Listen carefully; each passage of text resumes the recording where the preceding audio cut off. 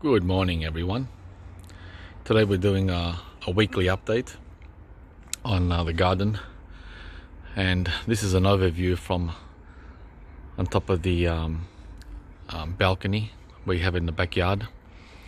And here you can see how everything is doing in early autumn. That's the house right there, and perfect blue skies today. It's going to be another full week of perfect sunshine and warm temperatures, the kind of weather we enjoy the most. That is between 25 and 30 Celsius. That's around 76 to 86 Fahrenheit. So I decided to take advantage of this beautiful weather for you guys, and let's get down there and have a look at what's new, what's been happening the last few days here at Fruitopia. That's the avocado, which is fully loaded, as you guys know. The fruit is more visible on the other side, and these are the two apple trees which I netted a month ago. And over there is the kiwi fruit, which is crawling up my neighbor's apple trees. You can see the climb is there, so I've got to go out there and cut all those off.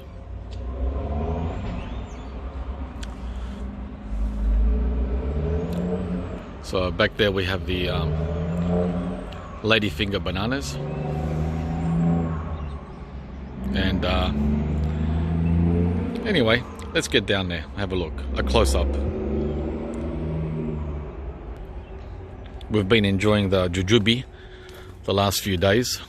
This usually comes around mid to late March.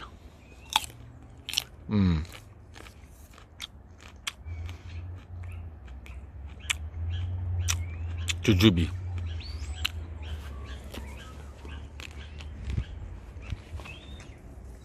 Jujube is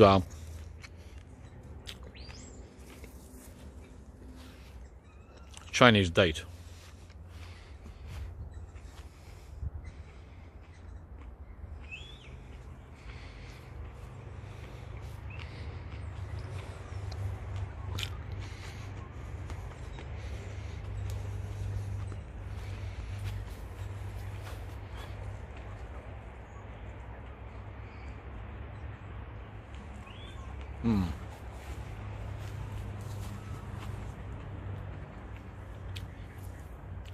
This can be eaten green or red. That is ripe and unripe. Unlike most other fruits, like this one is not even half ripe, but you can still eat it.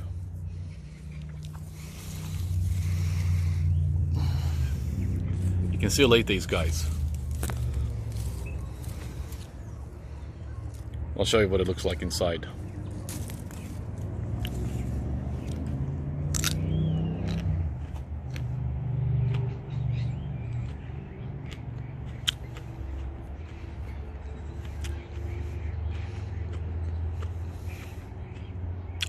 It tastes like an apple.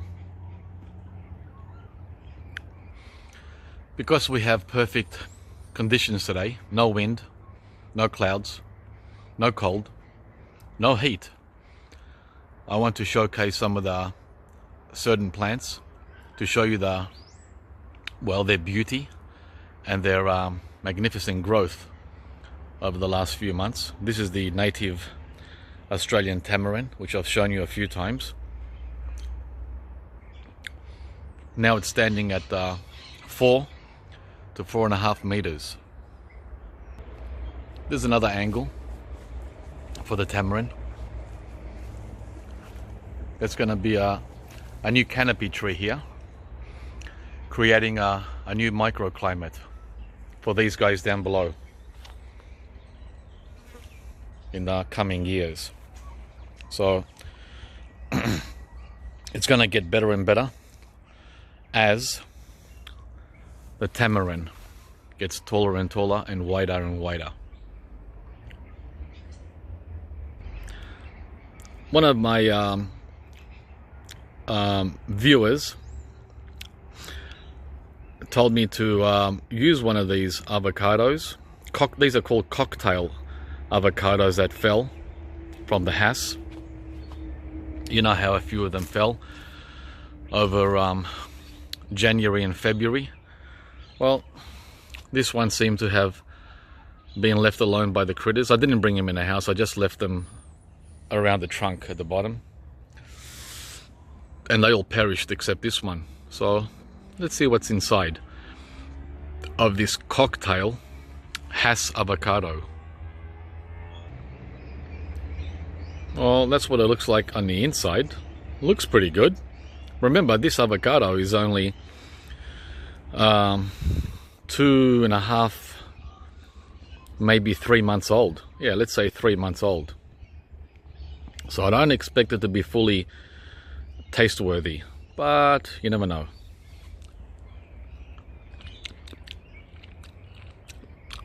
No. It's water. There's no oil. It's 100% water. Zero oil content. It's like having a sucking on ice. Yeah. Oh well, now we know that the cocktail avocados are pretty pointless. I wanted to show this papaya again. You guys saw this only a week ago, or under a week ago, but it's the first one out of all the ones I planted that's showing some nice growth here on the side.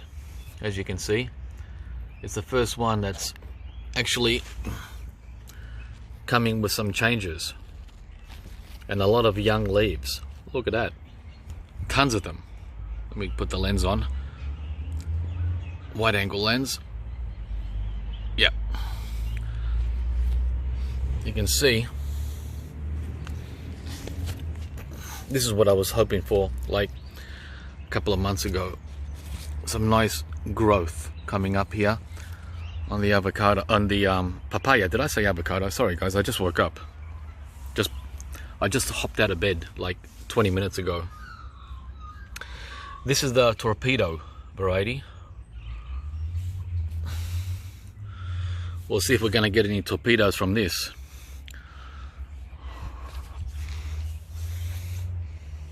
That's sitting, that's standing at exactly 2 and a bit feet. So it's just under a meter. In the last video I made, the early autumn update, I ended it with this Hawaiian Guava, and by mistake I called it Feijoa, pineapple guava. Sorry about that. It's the pink guava, and man, is it fully loaded again every year. If you want did I say avocado? Oh my gosh, did I say avocado again? Guava. If you want a prolific guava, this is why I don't like making videos in the morning. If you want a prolific guava, then the pink. This is the most prolific guava I have out of 7 different varieties. Yeah, even more than the pineapple, the Feijoa. Yeah, it's got literally hundreds of fruit. Most of them will fall off, but we'll be left with around 100 fruit easily by the beginning of winter, by June. At least 100. There's like 500 on there right now. So that's the Hawaiian pink guava. Beautiful, and it's standing at 2.5 meters because I gave it multiple prunings over summer. Yeah.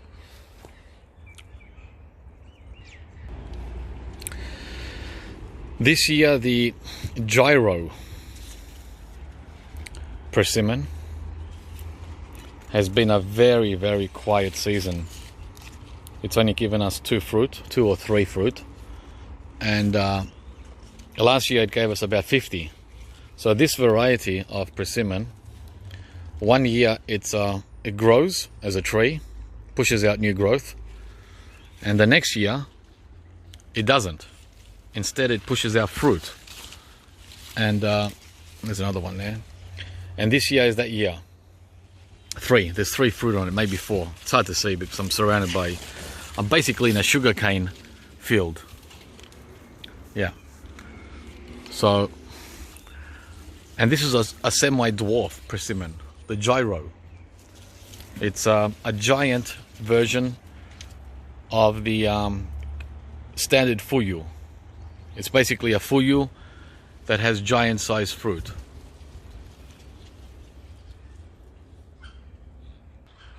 I also wanted to cover the tropicals, the true tropicals that I have in pots. So we'll put those in there today as well in the video. These are the 2 mangoes which I got from Daleys last spring. That's the Clan, and this one here is the Alfonso, and they're both doing really well in pots. I plan to keep these in pots for the entire winter, or for the entire cold season. They came up really good since I potted them up, and also since the end of the heat wave that we had in January. So they're both looking really good. The 2 new mangoes from Daleys, Alfonso and Clan. Oh, someone asked me yesterday, why don't I put all the new, why don't I plant all my fruit trees in the ground instead of putting them in pots for many years? Very good question. The reason is, as I told you, I responded, and this is for everyone else, is because I like the tropicals to acclimate for at least 1 year in their new location, the new climate. This is a temperate climate I'm in. It's a cool to warm temperate climate. It's variable. It switches between cool and warm. Sydney would be a warm temperate climate, but Melbourne is more of a cool to warm temperate climate. So it goes up and down, not as stable as Sydney. So that's one reason I want them to acclimate in the new location. And the second reason why I don't plant them in the ground when I receive them or purchase them is because I don't have the space, guys. I don't have the space to be planting these when I arrive. I don't have the room. Look at all this from the lemon tree, which I butchered a month ago. Remember I butchered this lemon tree? Right? Remember this? It didn't die. By the way, for the people who thought I over butchered it and it's gonna die, no way. It's full of new growth all over. And I'm also gonna make a change. I'm not only going to let this lemon tree not come back the way it was, bushy and big, but I'm also gonna turn it into a semi-dwarf. I'm gonna prune it to around that level there. See the new growth that's coming? I'm gonna prune it to around here, around there, just above that new growth, and also over here where that new growth is. See that new growth? I'm gonna be pruning it around there, butchering it even more. And here where that new growth is, see that? Just above that. I'm gonna reduce the height of this lemon tree from 4 meters to 2 meters. And Look, new growth everywhere. And I'm gonna remove this branch here. That one there, it's going. And the plan is I'm gonna plant one of these guys, one of these tropicals, right in there, just in front of this branch that I'm gonna remove. Basically in that mulch from the lemon tree pruning, right in there. But that's not gonna be until, I was gonna do it now in autumn. It's a good time to plant tropical trees, by the way, in autumn. But I decided to wait till spring. Yeah, put one there in spring. Put another one right here. In this ground here, which is between this turmeric, which will be dead over winter. These die back. And the Kensington Pride mango, which is in the ground. It's been in the ground now for a year and 5 months, so almost a year and a half. It's doing well. So it's only going to be about 4.5 feet from the Kensington Pride. Maybe, that's a maybe. I'm going to plant one there because I don't have room. And the other one that I'm going to plant will be where this rosemary is. See this rosemary bush? I'm going to pull that out because I've got another one. I've got another rosemary bush, a better one than this one, in a pot. This one has been here in the ground for 13 years. Yep, over 13 years. This rosemary. I'm going to pull it out and plant another tropical tree right there. Pull out all those weeds, and that'll be tropical tree number 3 in spring. So behind the lemon, one in front of the lemon, and one here beside the lemon, basically between the lemon and this mandarin tree that I'm under. So somewhere in the middle. That's the idea anyway. That's how tight I am on space, and why I don't plant these when I receive them. I gotta wait. I gotta wait for something either to die. This didn't die. You can't kill a 30-year-old lemon tree, come on. I wait for something to die or get sick, you know, diseased, or put them in tight spots like the ones I just showed you now. They're my only 2 choices, guys. Okay, moving on. So the other trees that I bought from Daleys, I should have made a second video for this. I knew it would go too long. I'm at 18 minutes already. Is the canistel, and it's done well. It's done well. New shoots, but they're getting eaten by some critters. You know, the new leaves, which is typical. See that? Look at that. I don't spray. I leave everything natural and let nature do its thing. But other than being fed on, it's doing okay. It's doing very good. And next to it is its cousin. The where is it? I think it's this one. Yeah, Rossapodi. Canistel Rossapodi, which is doing equally really good. And Abiyus, I've got 2 of them. They're doing great. See how their new leaves aren't being eaten? Look at that. Unlike the canistel, the Abiyu new growth isn't being touched at all. Wow, it's only like less than a meter away from the canistel. Canistel, by the way, guys, is egg fruit. Okay? Known as egg fruit or yellow sapodi. So I got one here and I got another Abiyu over here. I've got 2 of them, one for backup and one to play with. And that's the Rossapodi.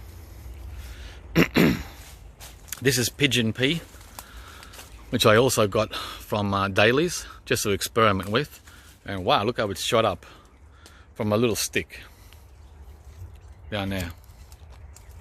Pigeon Pea for nitrogen fixing.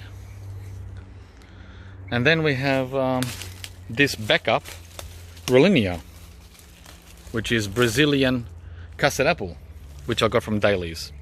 And this one has done exceptionally well. Okay, the camera cut out because I exceeded the file limit length. If the videos go over 20 minutes, I can't upload them in 4K. So this is just going to be standard 1080p. So as I was saying, the backup, the second Rollinia I have, is doing really well, guys. Very, very happy with the summer. This is summer, by the way, not winter. The summer growth on the Rollinia with its what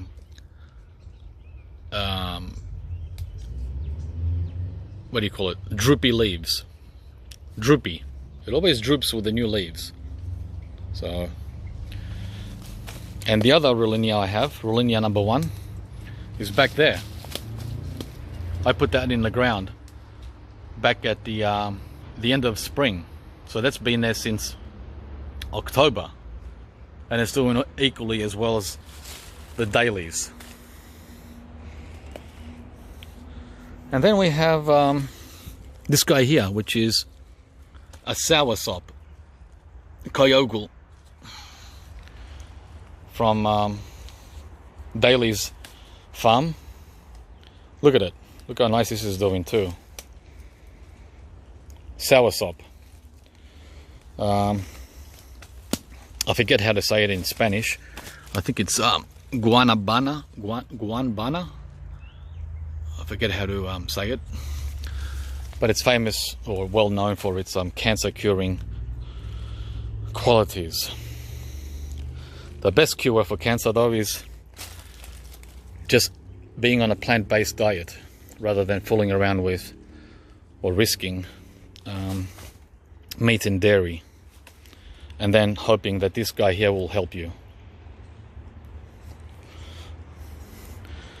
So the next one is this one here. This is Sapodilla number 2. Chiku Sapodi. These are very slow growers, very slow. But I wanted a backup. My other one is even smaller than this one. And then finally we have the Davidson's Plum. Extremely slow growing. It's only standing at around 2 feet, the same as that papaya I showed you earlier, the torpedo. But this guy is 2 years old. I've had this guy for 2 years, whereas the papaya is only 3 months old. So Davidson's Plum, very slow. Let's go around to the other side now, where I have a few other tropicals. But whilst we're here, I'm using this canna lily as a shield against hot sun, wind, and soon to be frost. And at the back there is black sapodi, black Tahiti variety, which you guys have seen a few times, and that's in the ground. Some sugar cane, some bananas, the winter navel orange tree, and my friend's bananas I planted, Vietnamese variety from Can, the guy I bought a lot of these trees from as well. Good news on the moringa. It shot out some new growth in the last few days. Actually immediately, like the day after, I put some snail pellets on the ground. I didn't want to do that, but it was either that or lose the tree. It was either snail food or moringa, and the snail pellets came into effect immediately, within hours. as you can see. And ever since I stopped watering this wax jambu, which I showed you last week, look what happened. These guys just don't like water for some reason when they're in pots. It's in a pot. Look at this, look at his growth. I can't believe it. It didn't do this at all in summer. Over the whole summer, I never had this. I'm having it now in autumn by not watering. Look. Look at this. Stunning changes. Look at that. Look at that. So this is one of those crazy situations, because this mango and jujube and pomegranate, which are also in pots, I water those every day. And the more water I give them, the better they get. But the less water I give this wax jambu, the more growth it has. Go figure what's going on with this guy. Look, if I don't water it, look what it does. If I water it, even a drop of water, this is what I get. Look at that. That's what I get if I water it. Decay. Decay, death, and problems. So just a note on the wax jambu. The fruit, the only fruit it has, is coming along nicely. I've got to be careful so it doesn't fall off. So I'm pretty stoked about getting fruit, but not happy about temperamental plants like this. It's been a week since I butchered the Tamarillo, the one that was dying in the pot, and still no new growth. So I might be putting in this new one. But the thing is, even though there's no new growth, it's still green, guys. What would you do to a tree like this that's still alive? What would you do? Remove it? Or keep waiting? How long would you wait?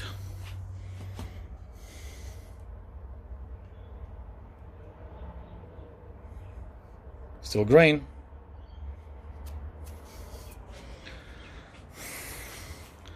How long would you wait before saying enough's enough?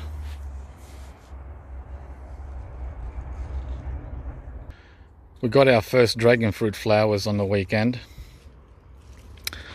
I was a little slow coming out with the camera to show you what they looked like when they were open. Just amazing, just stunning, just stunning. And there's another one there at the back, that one there.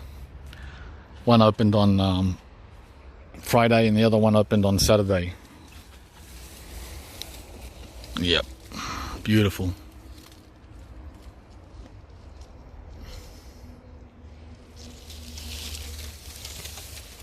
So there's going to be a lot more coming. Usually I get about a dozen in March and early April. But the thing is, this one is not a self-pollinating variety. It doesn't pollinate itself. So there won't be any fruit from this dragon fruit. Which is why I bought this one last spring from Can in Mulgrave here in Melbourne. This hasn't flowered though. He told me this is self-pollinating. Well, he didn't just tell me, I saw it. I saw his own dragon fruit there at the nursery, and they were all flowering and fruiting. This is a white flesh, but it hasn't flowered, so it can't pollinate the other dragon fruit I showed you. So we have to wait till next season for that. Really stoked with the Pomelo tree. Not only has it pushed growth, but it's pushing a lot of fruit as well. And look at this. These are still small. growing all over, at the bottom, at the top. Look at that. These are only half size. In June and July they're at full size. Pomelo, which is a giant grapefruit. This is the largest citrus in the citrus family.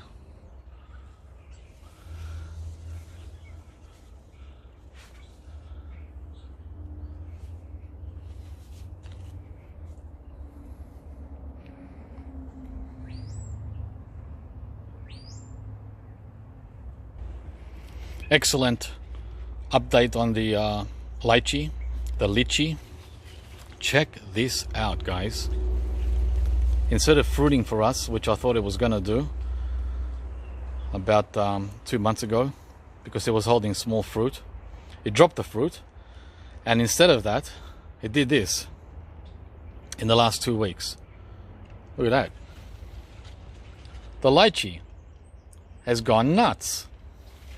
And I'm so happy to see this on this new tree, tropical tree, which I planted only 5 months ago. Look at that, in ground, guys. So can you grow lychee in Melbourne in a temperate climate? So far, yeah. But remember, I haven't given it winter in the ground yet. I picked this up from Ken, and he had these in pots over winter at his nursery here in Melbourne. So let's see how it does in its second winter in Melbourne. First in ground. Look how beautiful it is. Lychee. And it's standing at about 1 meter, around 3 feet. Very happy. Do you know what these are, guys? These are Cherimoya fruit, which have recently grown from flower. And guess what I did? By accident yesterday. Look at this.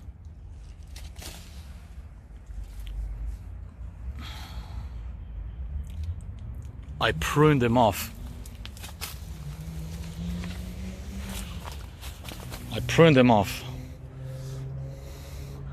My Cherimoya tree.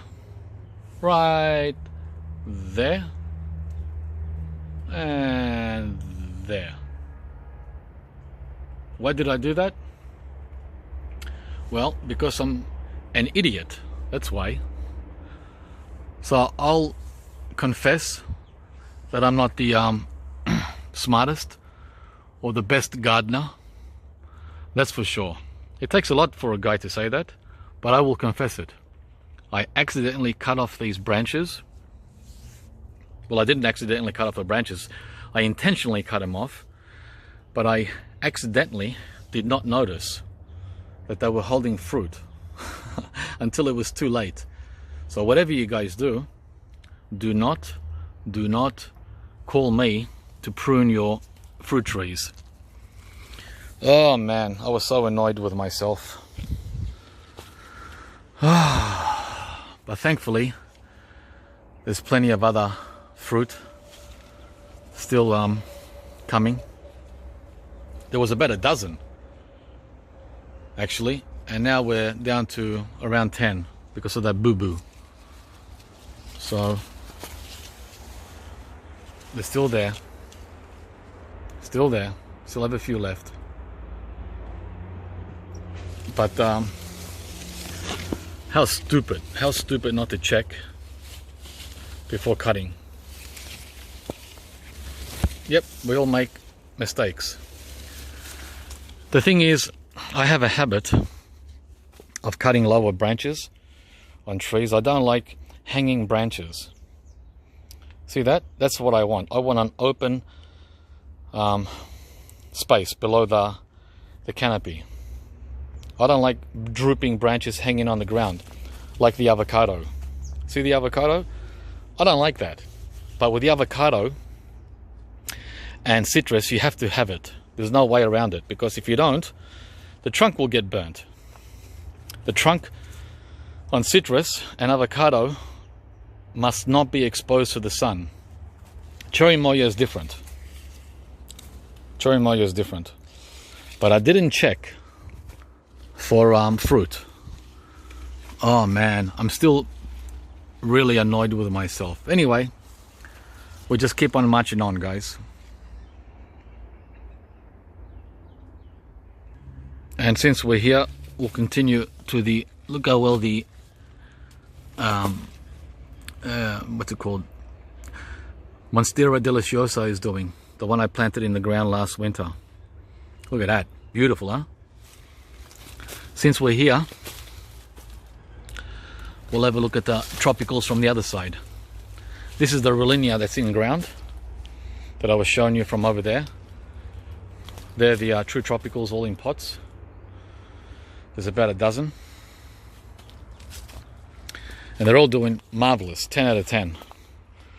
This is the Rollinia I got from Cannes at the end of last spring. And that's widened and spread out nicely, as you can see. There's a gyro persimmon from behind, the dwarf persimmon with a huge fruit. It's got about 3 fruit on it, and I have to cover them soon so the parrots don't attack. They love persimmon. And there's the Davidson's plum, which is only 2 feet. This is from behind. Papaya, which has grown nicely in the last few days since I filmed last. Well, I told you these guys take off in autumn. Instead of summer, they take off in autumn. That's really good if you're in Cairns or Townsville or even the Gold Coast. But here, guys, in Victoria, when these guys take off in autumn, like they're doing, the problem is in May and June, we have frost every night. So that's why I planted them under the ice cream bean. Because some of you might say, why aren't they in full sun? Tropical fruit likes full sun. Papaya likes full sun. Yeah, you're right, they do. But guess what? Papaya also doesn't like cold. So how am I going to block the cold in winter? How? Using a canopy above. That's how. I can't stand over the tree for 5 months to cover the frost. So we'll see what happens in this new microclimate. I've never grown papaya under a microclimate or inside a microclimate. This will be interesting. And I've got not one, but 2, 3, 4 of them. Yeah, and 4 different varieties and 3 different levels of planting. So if this doesn't work, if this does not work, if this winter fails, papaya fails this winter, guess what? We can sign off on that. Sign off on that, guys. You can forget about growing these in a cool to warm temperate climate outdoors. Okay, and now here with a jackfruit. Again, this is done so well. I was very tempted to put this in the ground because it's just loving it. Out of all the tropical trees that I have in pots, this one, this jackfruit, and that Rollinia I showed you before, that one there, they're doing the best by far, far and above all the others. I was so tempted to plant this jackfruit. Oh my God, it's like tripled in height since picking it up in December. Which one am I talking about? The Kyogle Gold. Not the crisp. The crisp is still a little small. It's doing fine, it's healthy, but it's like half the height of the other one next to it. Yeah. Pinkerton Avocado, doing really well. really, really well, guys. It's just decided to go bushy and up. Very, very happy with these avocados I planted a couple of years ago. Amazing.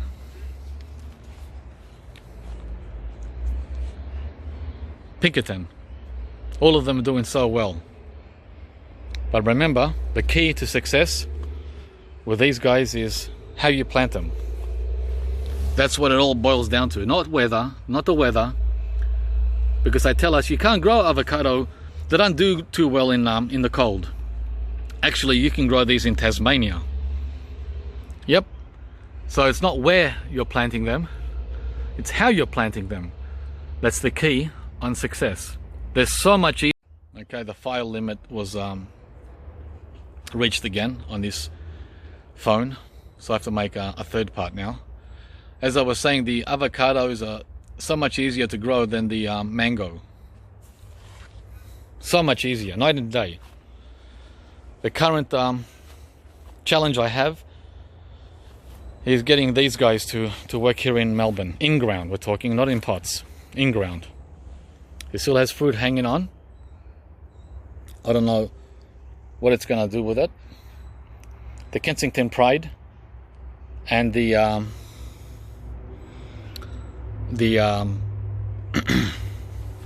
one in the front, what's it called, I forget its name now. They were also holding fruit, but they all fell. I can't even remember my own mango tree. So this one is still holding onto the fruit. The Pavan. Pavan looks like a late variety, evidently. And here's our star apple, the only one I have, Kaimito.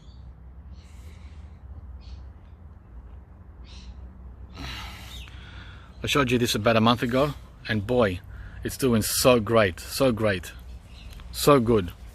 I love it. With its gold colored leaves underneath. 2 colored leaves.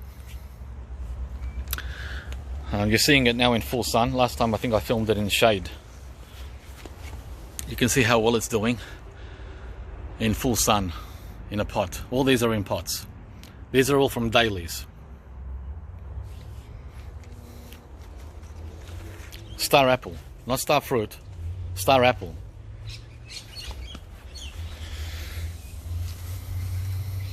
Behind it is the pawpaw, the Native American pawpaw, dropping its leaves now. It seems to drop its leaves very, very early. Look at that, very, very early in the season, at the end of summer, instead of into autumn. This one here is the Poshti variety of custard apple, and it's also doing good. A lot of new young shoots coming. Hard to focus, but there's new shoots there. Poshti custard apple, and behind it is the Seedling Avocado, which I've grown from compost. This came out of the compost. Look at that, isn't it amazing? Avocado grows really, really well here. I don't know why there's not more people growing them. They're almost as easy as lemons and oranges. Talking about citrus, this is the grapefruit tree. Not everyone's favorite fruit, but they're extremely healthy, especially now with the virus. We've been juicing this and enjoying the benefits of all the vitamins from the grapefruit. Yep. Every morning I come and pick one. Let's go.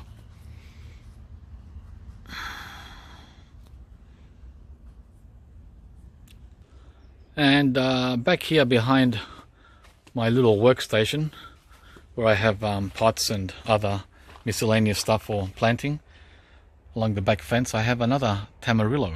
Look at this one. I planted this last year, Look how well it's done. Right underneath this huge 100 feet tall pine tree. Yeah, so it gets sun only for a few hours a day. And I can't remember what color it is. You know how there's 3 different colors of Tamarillo? They're starting to turn color now, so we're going to find out soon. So I'm not too bothered by that Tamarillo that died on us in the pot. Looks like I've got a lot of these guys, a lot. And this one is fully loaded. Can't see them because they're green, but there's about 50 Tamarillos that are coming on this in-ground guy. It's been here for about a year. Huge. It's at least 3.5 meters. And that's out of sight. You don't even see it. It's behind the all the junk at the back. And yet, even though it's behind all the junk, look at that success rate. Very successful, guys. I don't know if I've shown you guys the curry tree. This is a small curry tree which I planted about 2 years ago. Well, it's about 2 years old. I planted it a year ago. And it was about a year or 2 old when I bought it. So it's come up to 3 years old now. And it's around 2 meters in height. And it's flowering now. Beautiful curry tree. And these grow up to 3 or 4 meters or more, depending where you're located. Yeah, and I have it right underneath these bananas, which you guys have already seen. So yeah, that's the curry tree which we enjoy cooking with. A lot of you guys are getting ready for Easter, which means Easter eggs, right? Well, you know where my Easter eggs come from? From this red variety Tamarillo. Yeah, they're starting to turn red now. And by Easter, most of them will be ready. Yeah, Tamarillo. They're still mostly green. And there's about 200 of them on this main variety I have. It's a little tight in here, but you get the idea. Yeah, Tamarillo Easter eggs. This tree is about 3 meters wide and 3 meters tall, in ground.